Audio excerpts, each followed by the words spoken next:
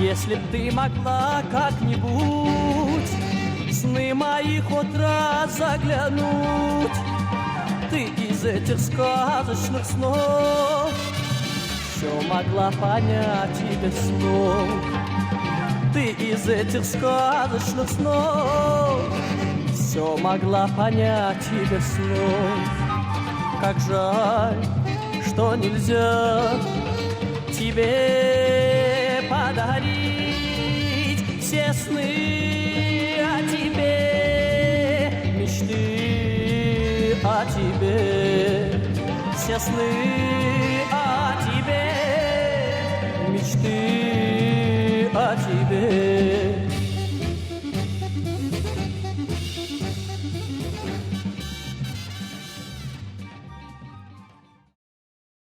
Hello everyone, and welcome to episode 5 of the Simple As podcast. Hello. It's been quite a long time since the last one, and to our loyal fans and supporters, many of them out there, I sincerely apologise. There's been quite a lot of things happening, which have been quite time consuming for me. I've moved back to my to university. I've been very busy with getting everything ready for university, but of course that's no excuse. I should have been there for my loyal fans and followers, and I'm sorry. So hopefully now we're going to try and get back onto a more regular schedule again. And in fact, a big reason why it started again is because of my guest today. Would you like to introduce yourself, Beatrice? Hi, I'm Beatrice. And yeah, I texted Chris and I said, "Can I come on and talk about abortion?" And we're here. Yeah, quite a controversial message to send, but nevertheless, more than happy to oblige a fellow campus conservative such as Beatrice, who reached out to the show because that's what she wants to talk about. But that's not for now. That's for a little bit. First of all, we're just going to do the normal roundup. Now, normally I would often talk about what I've done the last week, about how my last week has been, but obviously this has been a few months since the last show, so I guess I'll just go over that. Yeah, as I said at the start, I've moved back to university. I'm getting ready to start the new year again in the engineering department. Not much else has happened, to be honest. I had a very bad cold for a few weeks. If you do hear me sniffling, I apologise for that. I thought he was dying earlier. Yeah, she did. She did. I had a very bad cold, which led to a flat-wide panic when they immediately assumed that I had coronavirus.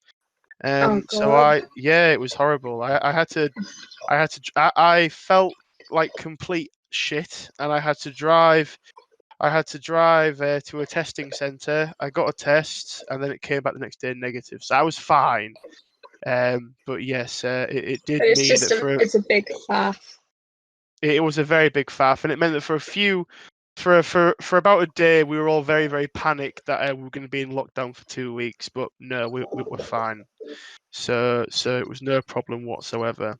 Good. What about you, Beatrice? Yeah. How was your last few weeks been? You been doing anything good? Yeah, well, I've just started a new school. Not much has happened really. I study history of art, politics and history. So just getting back into the routine. Want to shout this out, very much enjoying doing yoga every morning, which I suggest everybody takes up. It's changed my life. That's what's been going on. Yes, because you of course didn't go to university. You decided that you're going to start sixth form all over again. Yeah, well, I was in year 12. I just finished year 12. Well, I mean, I dropped out. and I decided that I needed to get some qualifications. So I came back. I decided it would be nice for a new start, so that's what I did. So why did you drop out of sixth form? Just it was. I think it was difficult. It was a difficult environment. There was a lot of pressure, and I'd had a few personal issues. And I had sort of a job that I was doing, and I was enjoying that. So all of those things sort of together. But then, of course, as soon as I dropped out, basically, off went coronavirus, and we all went into lockdown. So I mean, it wasn't like I could really do my own thing then anyway, so yeah. So you then decided that you would go back and start. Well, that's good, and it's good that you're going back, even if you are now a bit older than the rest of them. Imagine Yes. they're all a few feet shorter than you now, are they? Well, I mean, I'm absolutely tiny. I'm like 5'1.5". So actually, they're all taller than me, but I do feel older, definitely. Yeah, I can imagine it must be quite strange going back in. Did you go to the same? Did you just go to the same sixth form again, or did you go to a different one? No, I went to a different one, and it is quite nice because there are a few people who are retaking years and different ages, so it's not totally out of place to be nearly 18 in year 12, which is nice. So yeah. Ah, very nice, very nice. Anything else been going on with you recently? Anything else, or does that pretty much sum it up? Well, fun fact that everyone's been bullying me for. Oh dear. I found out I was gluten intolerant Oh a few dear. weeks ago, so that's been a big life adjustment actually. So you've So, been random fact. changing up your diet, have you? Yes. Oh my god, there's so many things I miss. It's horrible actually, but yeah. And this yoga situation now yoga, yeah, the church isn't a big fan of yoga. Especially not my church. They get quite cross when people do yoga because they see it as sort of like satanic almost. I think. No. Oh my I god. didn't know. Now, folks, I apologize. I didn't realize I was interviewing a Satanist, but Sorry. no, it's fine. Let's go. Well, I think yeah. You think what? I think that I mean just doing the yoga poses and stuff, it's exercise. It's not really some spiritual experience, if you will. So you So aren't doing it for the. 'Cause I think a lot of people do yoga for the spiritual aspects of it, don't they? well, I mean I do like meditation, which I know another dodge thing, but then I'm not super religious actually. So sorry, Chris. No, it's fine. It's fine. But no, I don't do it for that aspect. I do it because I think it keeps me fit and it calms me down, which I really like. And yeah, it's been quite fun. I've recommended it to everyone in my life. My grandparents even want to do it now. So Well, that's good. it's never too I've late to recently start, Chris. Come on. I've recently started taking long walks. That's been one of my aims for the whole lockdown period has been, using the time to go for long strolls and things. I'm trying to do a few miles a day. So That's I've really been, nice. Yeah, yeah, I it's been really okay. like walking actually. It's been Yeah. okay. I think it's worrying because it shows me just how poor even my skills at walking are now, and that was very worrying. I was like, oh shit, I assumed that I would be better at walking than I currently am. But yes, I've been I've been trying to take some. I have been doing it for a few weeks now.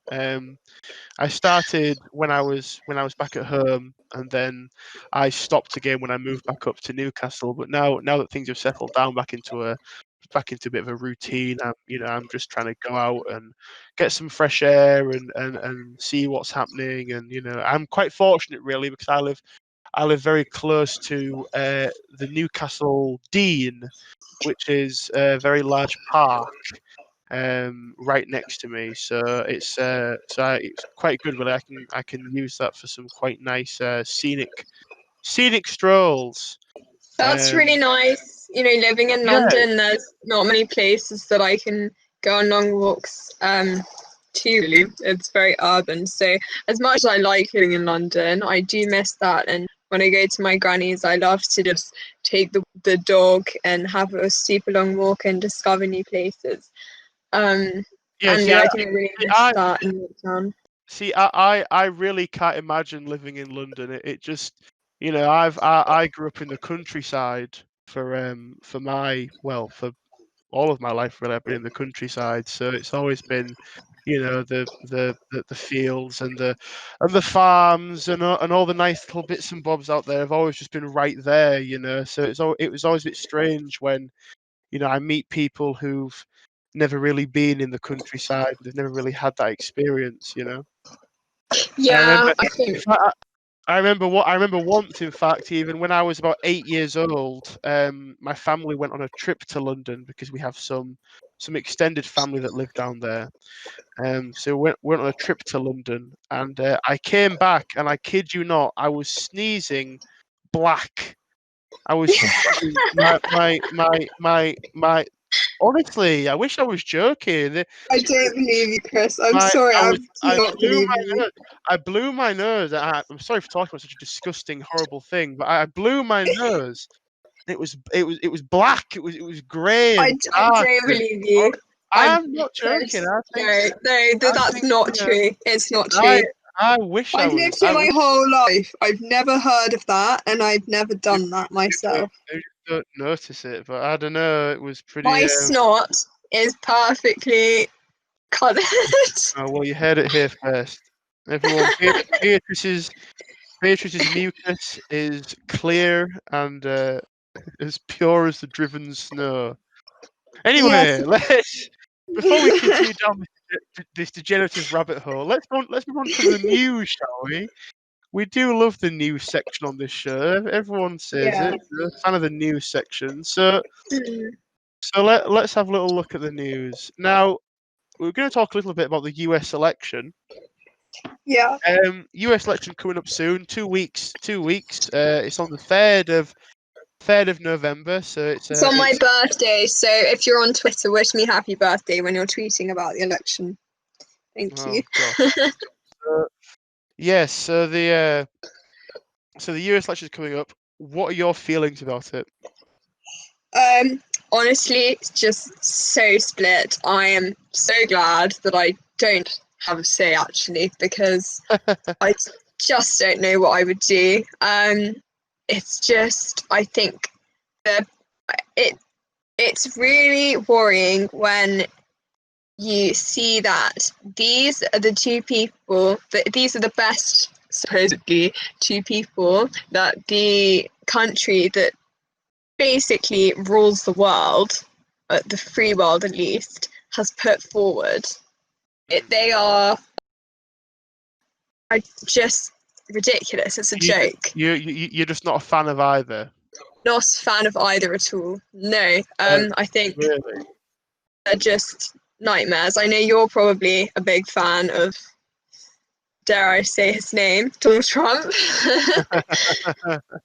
I'm not. Yeah. Um,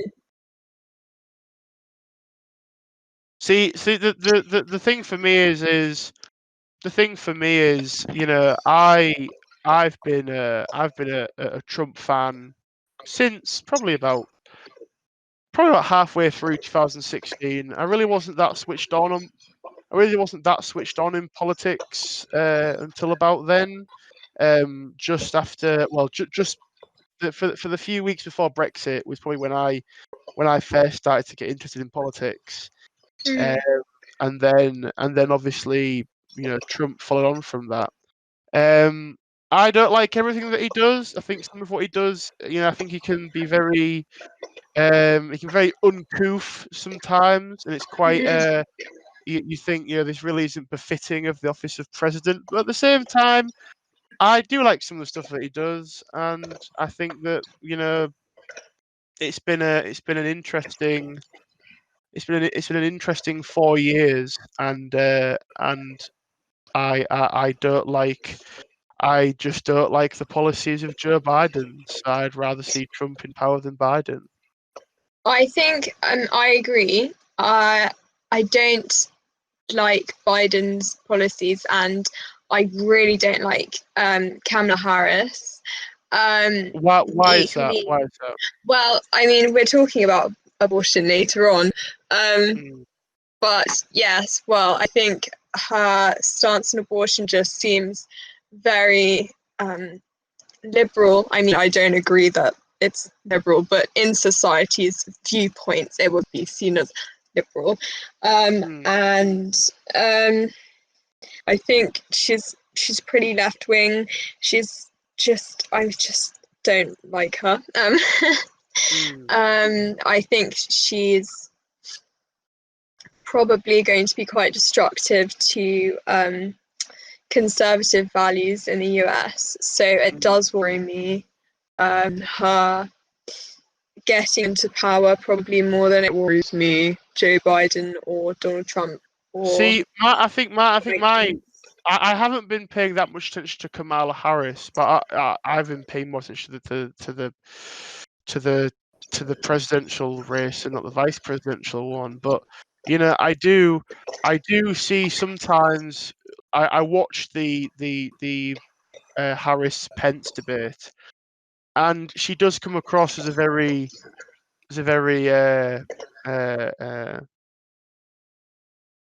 annoyed woman. I don't know. Yeah, she's very angry Yeah, and bitter and very sour. angsty. She's very. It's strange because watching the Pence debate with her, Pence seemed so much more relaxed and professional almost, and restrained. Whereas she just seemed to be, it was like she had a big chip on her shoulder or something. She just, she just seemed very angsty and cross and grumpy. And I know. See, here's the thing. I know a lot of people will say stuff like, "Oh, you should vote on policy, not personality." I disagree with that actually. I strongly disagree with that. I think that personality is as important as policy, simply because you need someone with a strong personality to be a leader. You I shouldn't have. agree. I mean, I don't know whether you need so much a strong personality, but I think there's a certain aura that I find is just important that somebody gives out. I think probably sensitivity and humility, as well as confidence in themselves. And I think that's so important. And you think other countries across what I know we're discussing the American election, but other citizens are not going to be looking really closely at policy. They see personality. And in countries like Britain or America, where people are quite focused globally on our politics, it's so important that you have somebody with integrity and with those personality features I said before, because that's the impression people will get of you. It's so important for international relations. And then that's why I think that somebody like Donald Trump is very damaging, because even though I like that he's tough on China, I think he just comes across as incredibly divisive with so many issues, and it's just not helpful. See, that's an interesting point, because I disagree on some of that, just because I think it's quite good to have I think at least it comes across as quite good to have someone who is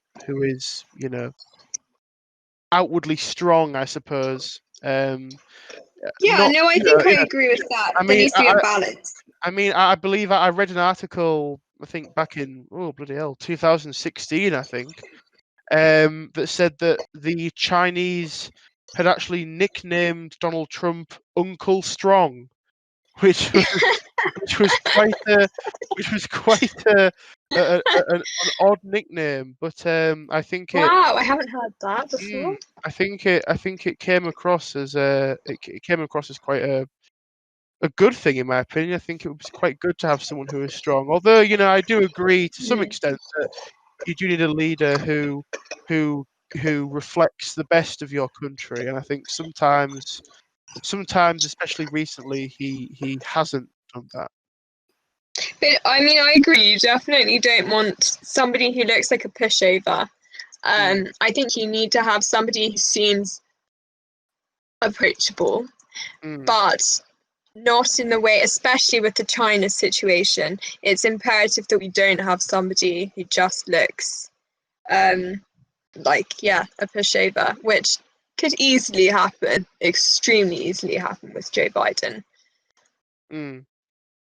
Well, yeah, I mean, and Pence and Trump have both given him a lot of flack. Have given him a lot of flack for his supposed weakness on the China issue, Mm, which obviously they are playing up to their base, which has mm, been interesting to watch. yeah, definitely. Um, let's move away from America now and come back to our own shores on these fair isles.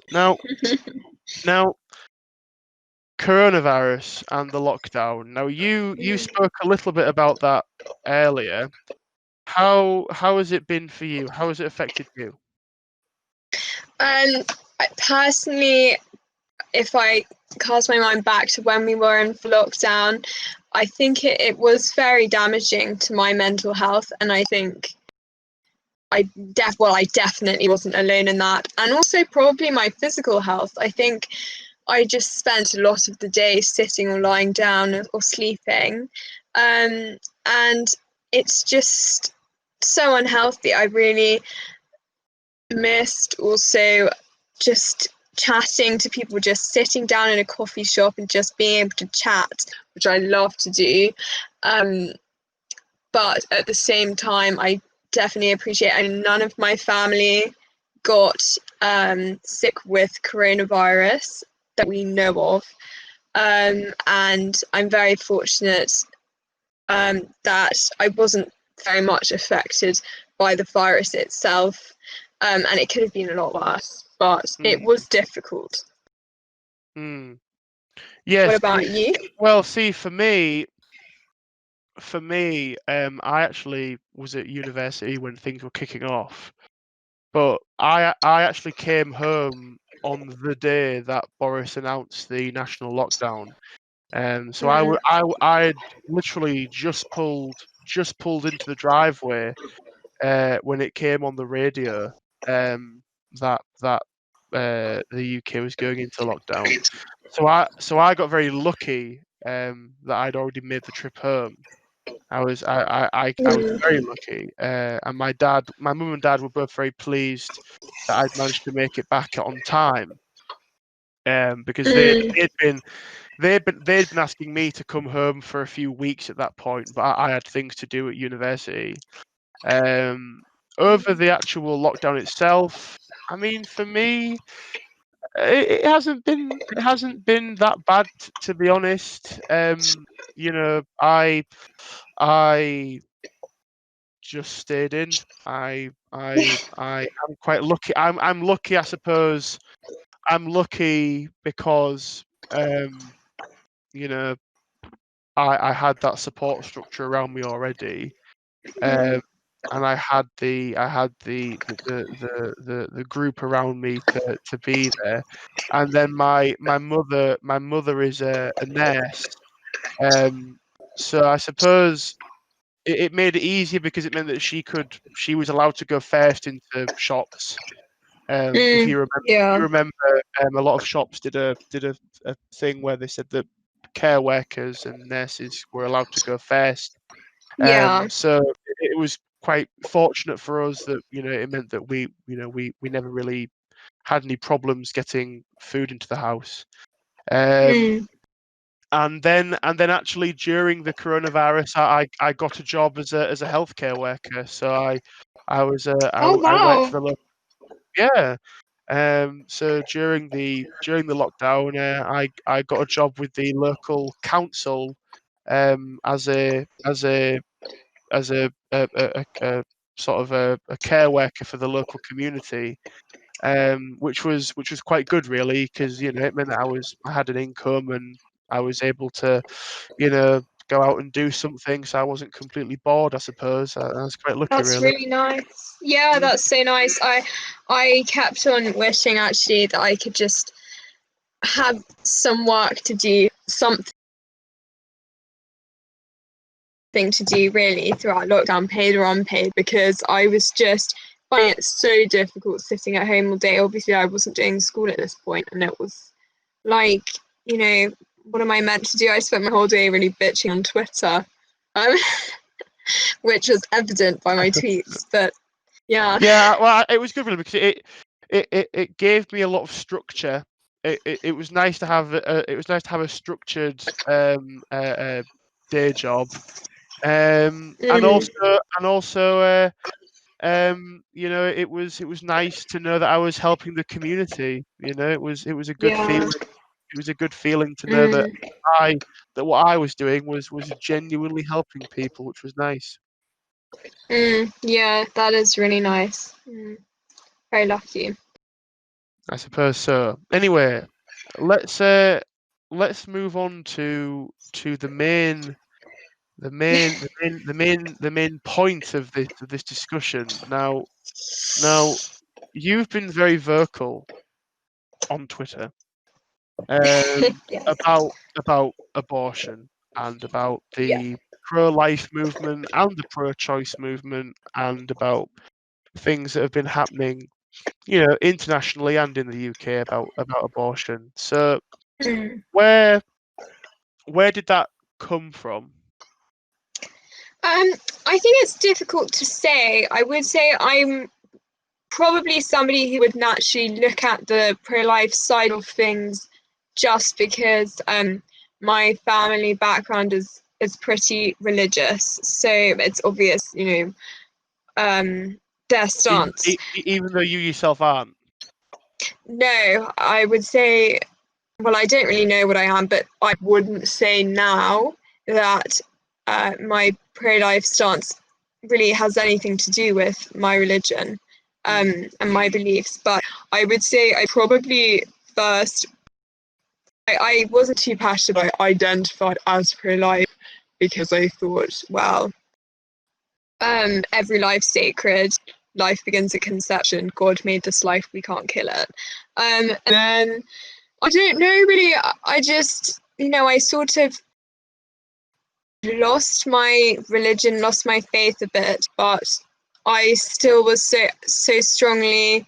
I felt so strongly about what was going on in our society with abortion, and I couldn't believe it, and so I think my arguments against abortion moved from, it's against my religion too, pretty much that it's rooted in eugenics, it's murder, it's absolutely cruel, and I just think that people are brainwashed into thinking that it's normal. That's the only way I can explain it, because Now you it's say insane. you're rooted in eugenics. Yeah. Now what do you mean by that? So actually today, because I was doing some research for this podcast, I decided to look into that a bit more. I knew that it was fake, but so in America, for example, Planned Parenthood was established by a woman called Margaret Sanger, I think is how you say her name. And she was a very prominent eugenicist. And she said, well, I think she wrote this phrases such as more children from the fit and less from the unfit. And she, what she meant by this was less non-Aryan children and less poor children and less disabled children. So Planned Parenthood was started to create the perfect baby. And so that's why, when I saw everything kicking off in the US this year, I thought, you're fighting against institutions that at the end of the day are essential, like the police, even though they do hold some issues. But you're completely ignoring the fact that you've got this institution which not only is murdering babies, but you praise Margaret Sanger as a hero, and she was trying to create eugenics in the US. So it's really just very strange that it seems to have been washed from history. Yeah. That's interesting. Now, obviously, for me, my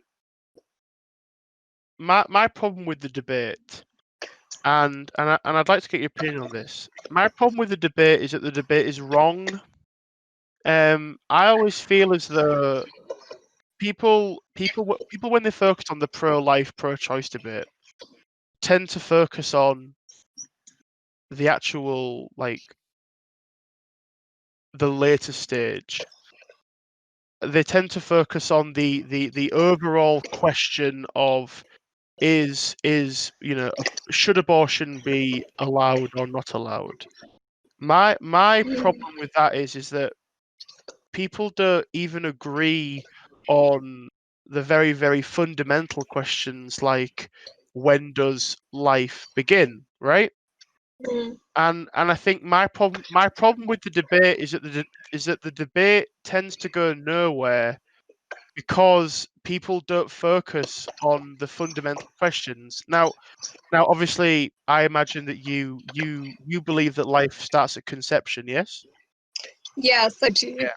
So what I mean by that is that because people view that differently, because people can't even agree on when life begins, it for me it just seems like futile and very, very difficult to say when and when not abortion should be allowed. Do you see what I mean by that? Mm.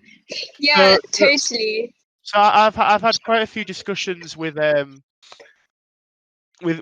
friends of mine from the church, who all believe that life begins at conception. And I tend to find, as you would expect, that if you believe life begins at conception, you are far more likely to be pro-life than pro-choice. Mm. Now, Yeah. again, the point that I'm trying to make is that if people could agree on when life started, then they would be able to agree on whether or not abortion was good or bad, right? Or Yeah. whether or not it should be legal or illegal. And Mm. I think that in my personal opinion, I think that is where the debate should be. I think that the debate should be about whether or not you believe that life starts at conception or not. Because once you've understood that, then it's far easier to have the debate about whether or not abortion should be illegal or legal. Do you see what I mean? Yeah, what I would say to that is that I mean, I've read quite a few medical papers on this actually, very dull reading, but it's important. That majority of doctors do believe and agree upon the fact that life begins at conception, it's not really debated on actually in the medical community. More in the medical community, I guess it's about the morals of when is this life viable and blah blah blah, and can we? Well, they all agree that the life should be able to be ended. But I think it is difficult because not many people seem to realize this. So yeah, I mean, I would get up or create the medical papers, but I do not have them with me right now. But I totally agree that it is a big issue. What I would say is people's size and their stage in development should not determine their worth. So, a toddler is worth the same as a teenager, who's worth the same as a middle-aged woman, who's worth the same as a grandma. So why is a fetus suddenly out of that equation? That fetus will develop into a baby who develops into a toddler and blah blah blah blah blah.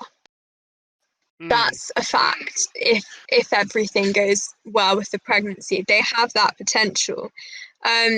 So it's very difficult. Of course as well, in the West, and in fact in most of the world now, it's almost it's very likely that fetus will develop into a Extremely. we live in a time where it's more and more unlikely that things go wrong during pregnancy due to improved health standards and more abortions are happening. better hygiene.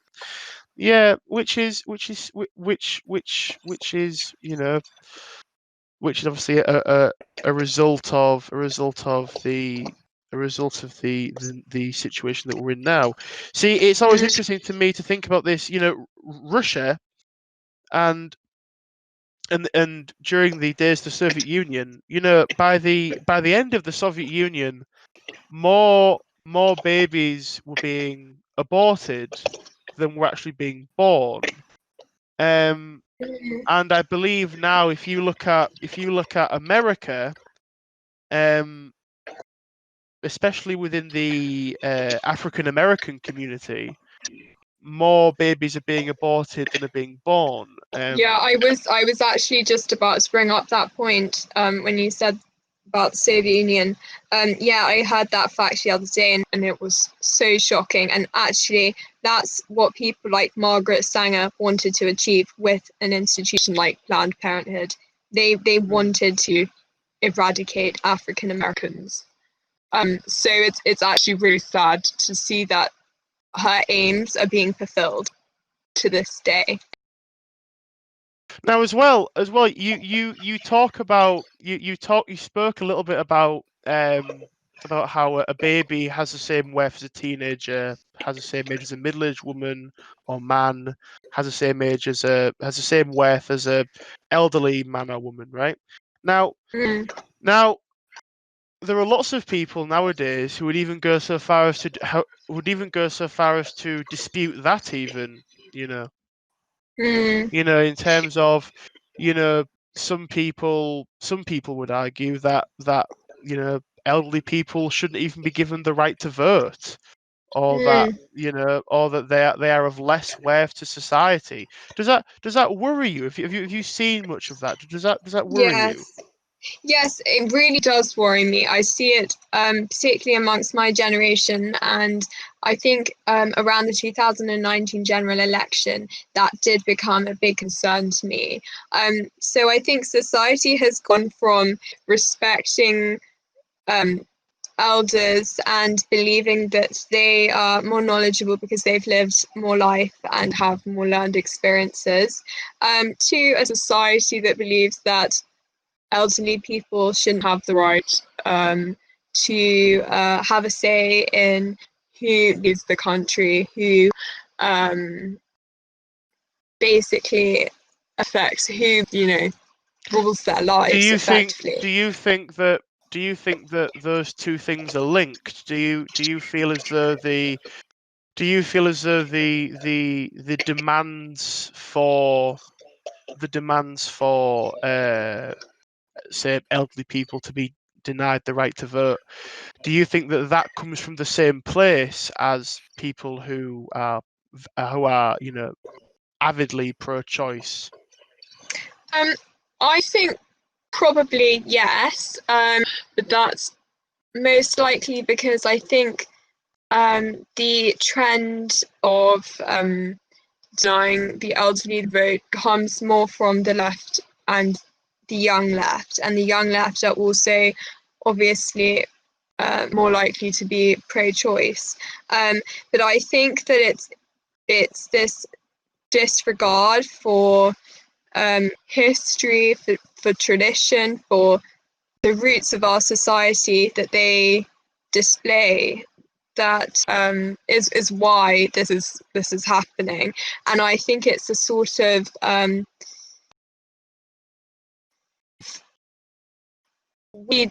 we have different beliefs to them, so they should be silenced, which is of course very worrying. Now,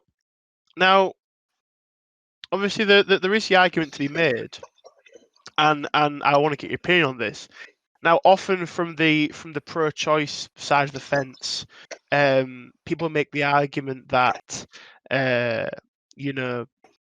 if this baby was born, it could totally alter or even ruin the life of the mother. If you are struggling mentally, if you are struggling in terms of your job, or you're struggling with money, or even if you're just struggling socially, that having a child could totally change and perhaps even, as they like to say, ruin your life. Now, how do you respond to that argument? I definitely believe that it's not an argument that should be dismissed. I think it's true that for some people to have a child at the point of life and the circumstances that they're living in, it is difficult. I mean, if I ended up pregnant now, it would significantly change my life.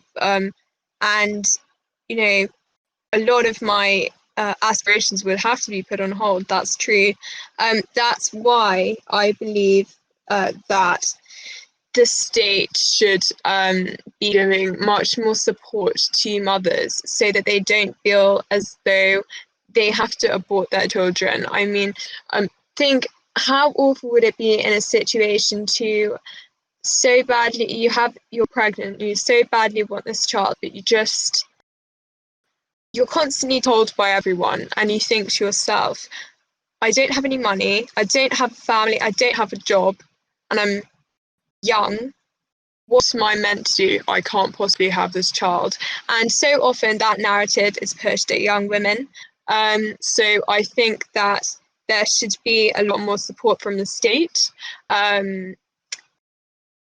given to these people so that they can continue with their pregnancy and deliver the child. I think also there should be a lot of support for mothers who carry a baby to term and then put it up for adoption. It's obviously a really difficult decision, and abortion at the end of the day, it's such a sensitive topic. And I think that if we took funding away from abortions and we moved it towards helping out mothers in need, it would really significantly improve the rates of abortion in the UK. See, now, the thing with that as well is, I mean, I've seen, and I'll put it up on screen for the folks at home, but I'll just describe it to you now. I remember seeing a few months ago advertisements that were on. I think they were on the tube in London, actually, and there was the question posed was, would you swap this for this? And the thing that the first picture is a picture of, high heels and lipstick and all that stuff, and then the second picture is a dummy and a pram or something. Mm. And I was quite upset by that, really. I thought it was a bit of a poor choice of imagery and wording by the Mhm. advertiser to say, you know a child is a child is nothing more than a drain on resources. It just sort of Mm. seemed as though it was implying that. Now, how does that make you feel? How does that make how does that concern you? Very much so. I think it's this narrative pushed towards young women that they can't do this, they can't have the baby because their whole life will be ruined, their whole social life will be ruined. Everything is destroyed the second that you find out you're pregnant. It's not the end of the world. It's a gift. A child's a gift, and it's to be loved and nurtured. It's not a drain on your life. It could be difficult, especially if you're young, but there is, obviously there should be more support, but there is support out there. And at the end of the day, I mean, it's a baby. It's a life that's, Hmm. you can't compare it to your life before because your life is going to be different, but it's not going to be worse. It's going to be better. Hmm. I think it's actually probably quite sexist pushing this attitude, that women aren't strong enough to do this, especially by themselves. I mean, this is what women who are single and present with pregnancy are told all of the time. Are you sure you want to do this by yourself? It's, we women are strong, women are capable, we can do this. We've been doing this since the start of time. Doesn't mean that we can't do it now.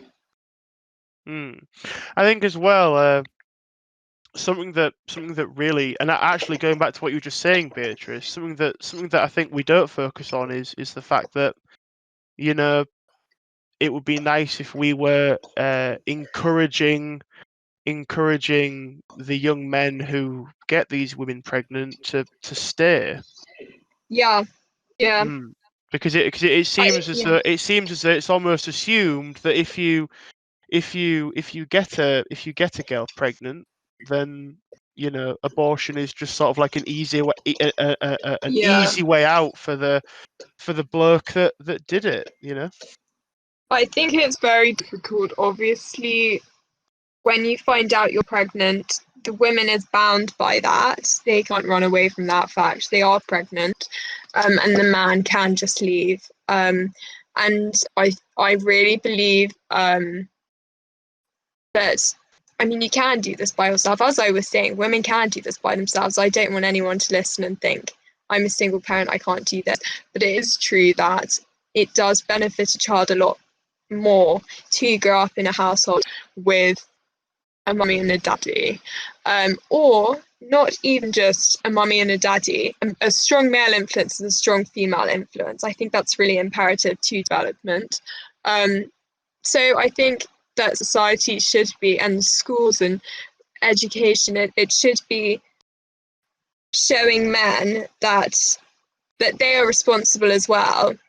As I always say with the abortion debate, when people say, "Oh, no room, no opinion," I like to say, "Well, it takes two to tango." It's the same with the situation. It takes two to tango. It takes two to make the baby. You both need to take responsibility for that life. Whether Do you're you together or do you not. feel as though it's possible that, in our modern culture, where I suppose the concept of marriage has been so watered down, Mm.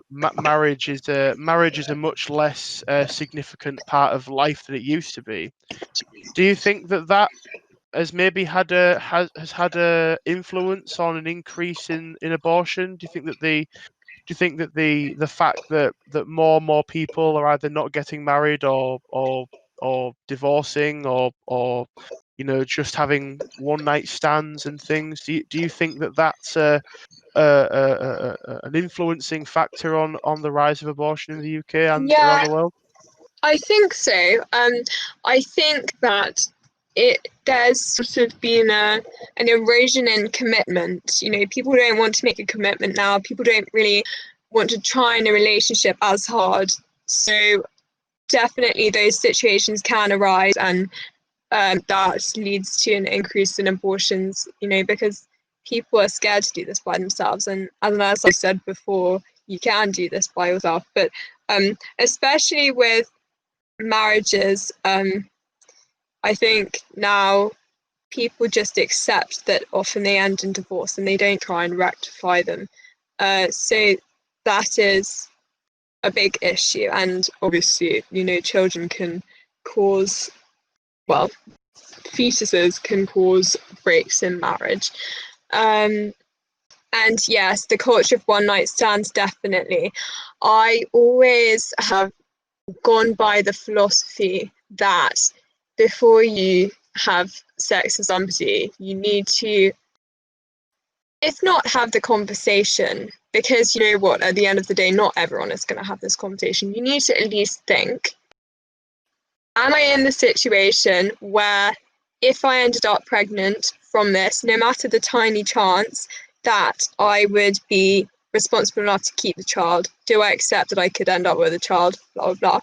And then you say to yourself, the guy or girl, whatever, that you're going to sleep with, could you picture them being a father? And would they be a good father? Would they stick by you?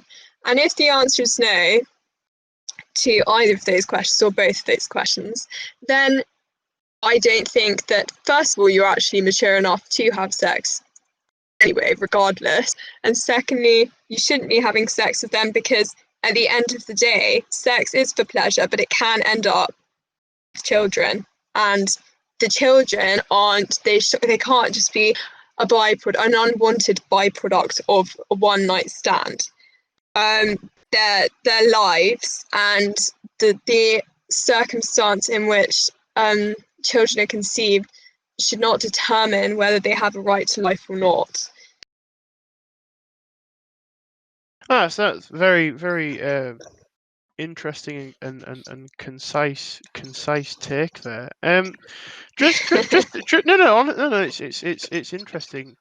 Just to go back on something that you said a few minutes ago, in regard to the state's involvement.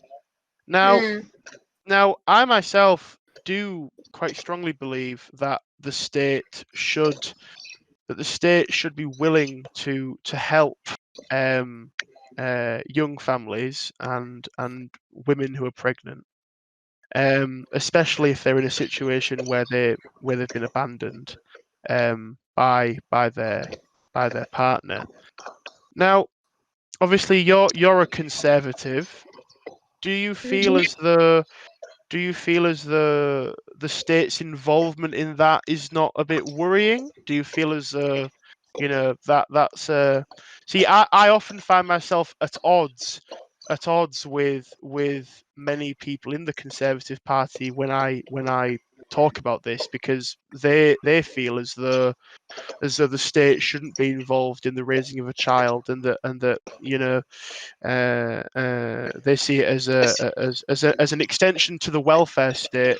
But from my end, I disagree with them, and I think that no, we should be, you know, supporting these young mothers and young families, and that we should be offering them guidance and support and monetary assistance if necessary.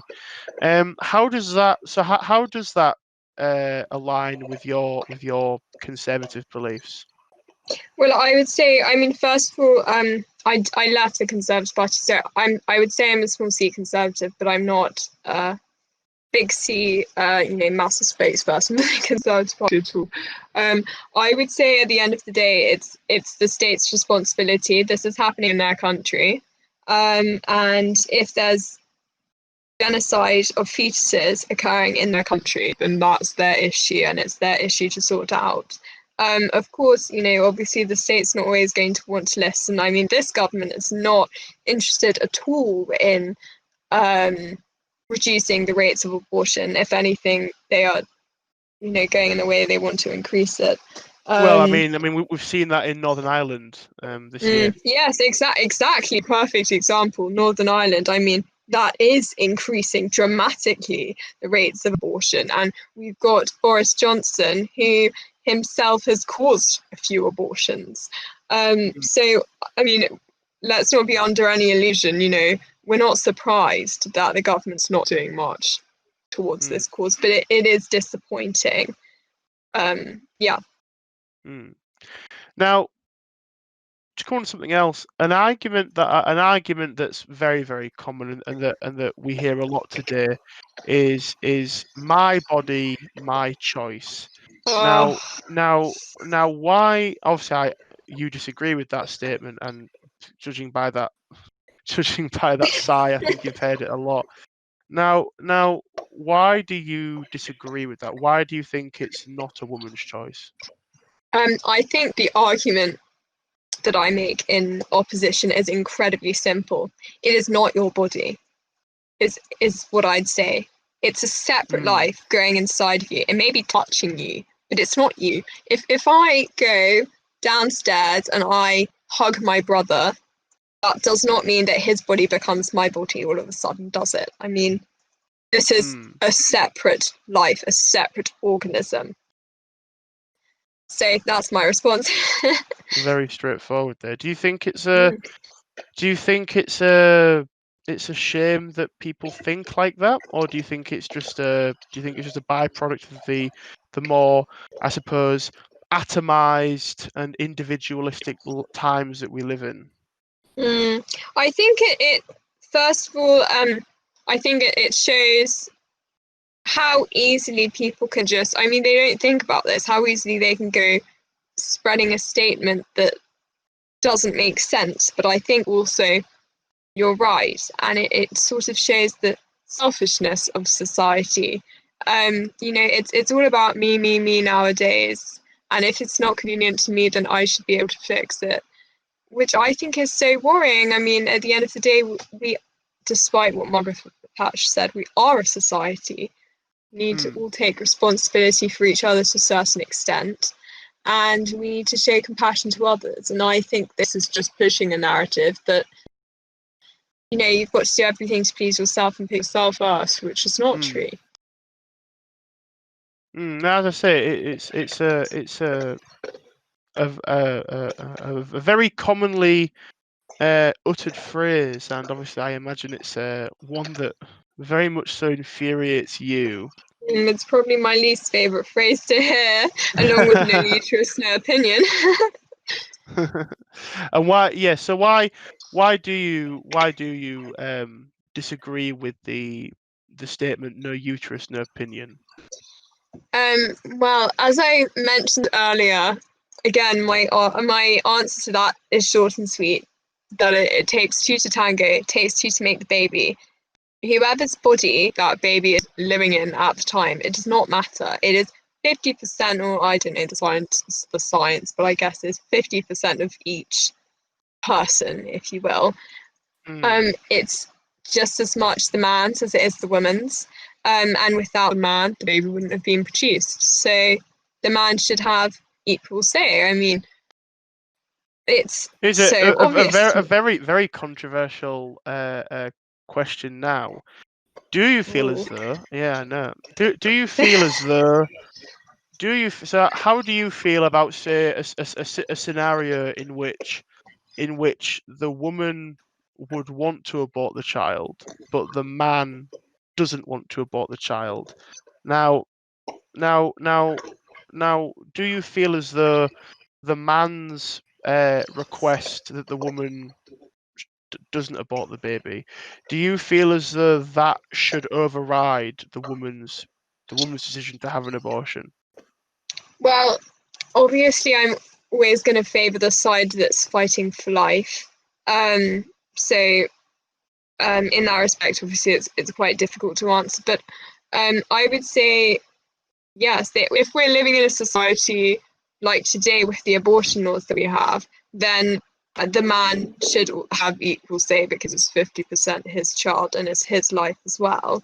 And I think definitely there's from what I've seen, more male pro-lifers than there are females. It's just males are too scared to say it because they think it's gonna stop them from getting cheap sex, or it's going to get angry feminists shouting "No, you should no opinion" in their face. But I think also why do you think there are more males who are pro-life than women? Why do you think that is?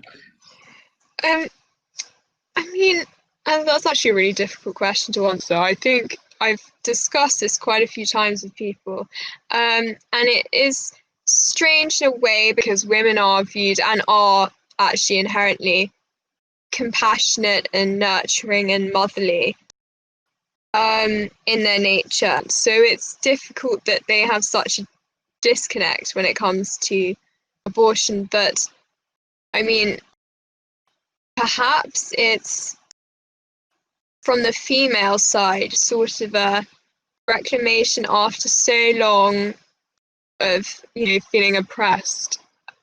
This is their way to get back. This is their way to have control. So maybe it's more a case of more women are pro-choice than the fact that more men are pro-life, if you see my meaning. I don't know if I explained that very well. So you feel as though it's because women are trying to reclaim more autonomy over themselves, and in doing Yeah, I so, think so. And in a way, obviously, killing babies is not the answer.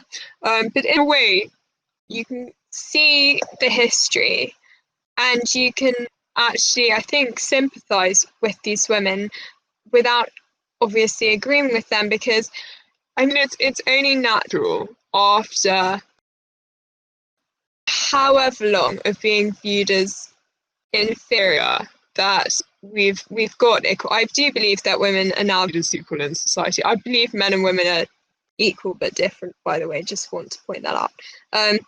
But you can understand why after so long they're going to be angry, and they're going to inherently want control. They've just, gained all of these rights and they want to use them. So I think it's natural. It's a natural thing to occur. Now, in America, I believe, I can't remember which specific state it was. I think it was the state of Alabama. Recently changed the law so that if a doctor is caught performing an abortion, they receive, I think it's a life sentence in jail. And I think I believe, I can't quite remember. It's been a while since I've seen the news story. I believe the woman who was having an abortion also receives a lifetime sentence in jail. Now, do you feel as though that's fair? I mean, I've actually not heard of this story, so obviously, this is just based on what you've said. But I think it is slightly dangerous. I'm not sure quite how I think about it. I think it could be dangerous to start prosecuting women who do have abortions, whether or not it's legal in the country in question, because I think these women need compassion. If anything, well, obviously they need something. Sorry, wrong phrase. But no, these women need compassion at the end of the day. And you don't get an abortion if you're completely fine and happy and la la la and your life's great. And I think that especially if it's illegal, you're desperate in some way. And I'm not saying it's then justified that you decide that you'll kill your baby, but I think you need help and you need therapy. And I'm not sure that prison time is the best way of combating that. However, doctors know, doctors know just what they know what they're doing. They completely know, and they completely know it's illegal. They should definitely be responsible. There's an argument to be heard of that one, in that and this is an argument again, an argument that I hear from the pro-choice crowd, is that if you were to make abortions illegal, then you would just see a rise in backstreet abortions taking place. More, and they are more dangerous, and they threaten the life of the woman who is having an abortion. Now, how do you feel about that argument? I think it's so complicated, and I always say, if I was made Prime Minister tomorrow, I probably most likely would not ban abortion straight away. And it's so difficult. I mean, I can easily see myself changing my mind on this. But it is true, you end up with backstreet abortions that put mother and baby in more grave danger. Well, obviously the baby's already in danger, but the mother in grave danger. And I think what needs to happen first is the societal view on abortion needs to change so that you can combat backstreet abortions. We need our society to wake up and realise what is happening is completely immoral. And that's really the only way, I think, to properly eradicate the idea of abortion. I mean, now I don't know what I would do in terms of policy, but I think obviously, we want to just put an end to it straight away, boom, and all of the babies are going to survive. But I think realistically, it probably take hundreds of years to change people's attitude. I think it's so deep set in our Hundreds society. Of years. I Hundreds mean, of years. That's I think it takes a long time for an idea to become ingrained in society like that. I mean, maybe not hundreds of years, maybe a few decades. A few generations. Yeah. I take back years a few generations. I take that back, but quite a few generations. Because at the end of the day, if your society still thinks it's moral to have abortions, do you know what will happen? Next election, I'm kicked out. Abortion laws are changed. We're back to square one, and society more angry about it, and more backstreet abortions are happening, and blah blah blah. So obviously, I can definitely see me changing my mind on this in the future, but it's so difficult to know what to do. It's not as easy as just ban abortions. It really, it's such a delicate thing. Yeah, well, that's very interesting. I fear as though we are gradually running out of time.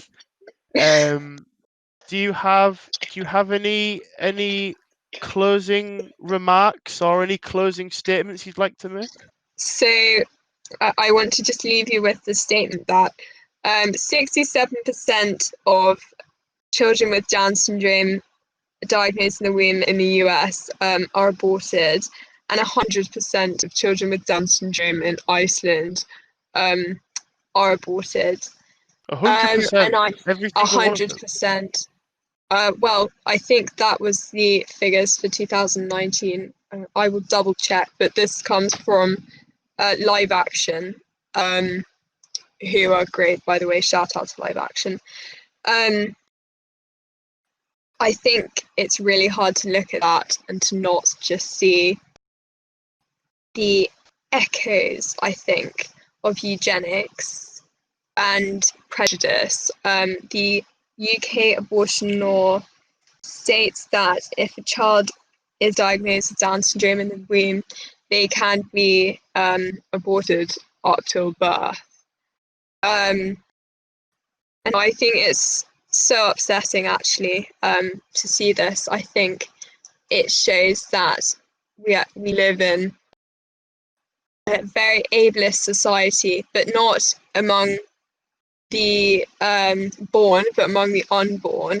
I think that people with Down syndrome are now viewed as second-class citizens, and I just think it's so worrying. I just see, repetition of history.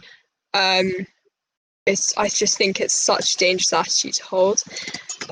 So yeah, I just wanted to say shout out to Heidi Krauser, who is a activist with Down syndrome who's trying to change the law.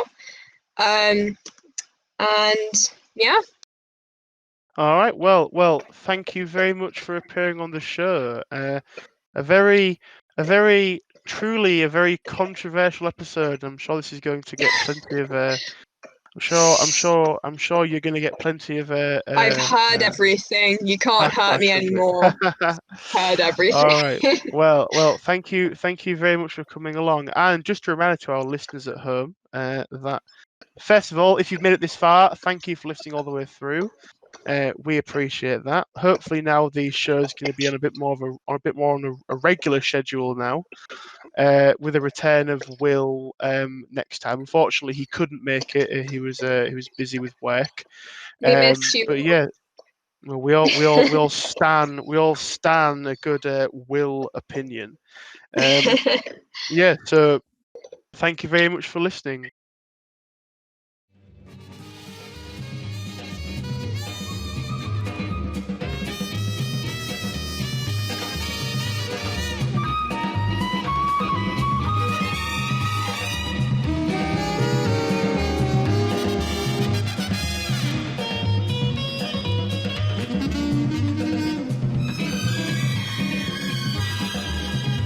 Как жаль, что нельзя тебе подарить все сны о тебе, мечты о тебе, все сны о тебе, мечты о тебе, мечты о тебе, мечты.